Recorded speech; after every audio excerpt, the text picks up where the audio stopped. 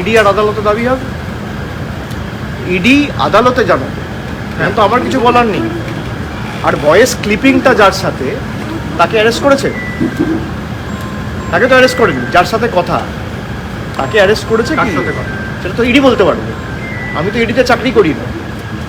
আপনার চ্যানেলের ইন্টারেস্ট আমি বুঝতে পারছি, কিন্তু আপনার চ্যানেল যখন ইডি বা সিবিআই যাকে টাকা নিতে দেখা যায়, ডাকা যায় না, ইডি বা সিবিআই ডাকে না, তখন তো প্রশ্ন করে না। আপনার তো এজেন্ডা কোনো রকম কোনো দাবি করে থাকে, ইডি জানাবে কোর্টে। আর আমি তো লড়ছি সুপ্রিম কোর্ট, হাইকোর্টে। ক্ষমা চেয়েছে সুপ্রিম কোর্টে। আমাদের, আপনি ইডির অফিসারকে জিজ্ঞেস করেছেন যে আপনাদের এএসজিকে ক্ষমা চাইতে হয়েছে কিনা? আপনার চ্যানেল জিজ্ঞেস করেছে? আপনার সৎসাহস আছে জিজ্ঞেস করার? করবেন? নিশ্চয়ই জিজ্ঞেস করবে। আজকে তো প্রায় 8 মাস হয়ে গেছে, 8 মাসে কভার করেছে।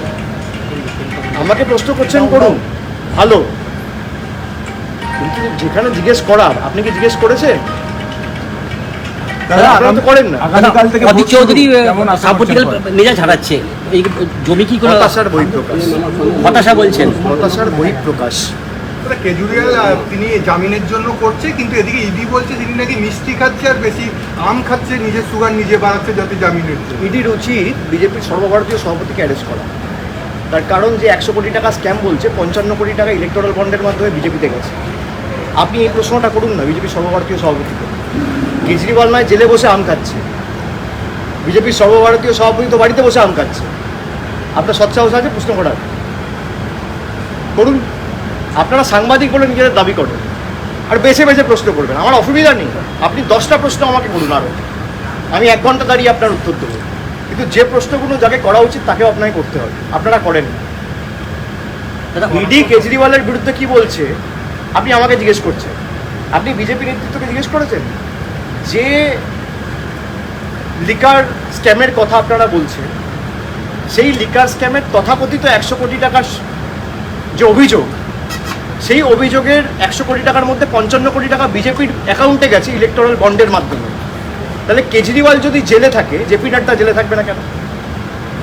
আপনি জিজ্ঞেস করেছেন? কিন্তু মোদি, আপনি যেদিনকে জিজ্ঞেস করার সৎসাহস রাখবেন সেদিনকে আমাকে প্রধানমন্ত্রী তো বলছেন যে বন্ড, ইলেকট্রাল বন্ড, সেটা যাতে যেভাবে করেছে তাতে যাতে বোঝা যায় সমস্ত হিসাব, সমস্ত। তার জন্য ইলেকট্রাল বন্ড লাগতো না, তার জন্য চেকে দিলেও বোঝা যেত। পাল্টা প্রশ্ন করার সাহস আপনাদের নেই বলে যা বলছে আপনারা শুনছেন।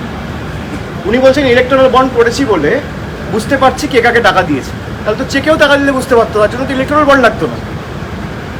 কে কাকে টাকা দেবে এ তো আরটিজিএস করেও টাকা দেওয়া যেত, এনআইএফটি কোডের মাধ্যমেও টাকা দেওয়া যেত, চেকের মাধ্যমেও টাকা দেওয়া যেত।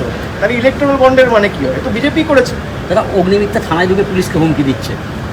আমি এই নিয়ে কিছু প্রশাসনিক বিষয়ে পুলিশের মতো ব্যবস্থা নেবে। এগুলো সব হতাশার বহিঃপ্রকাশ।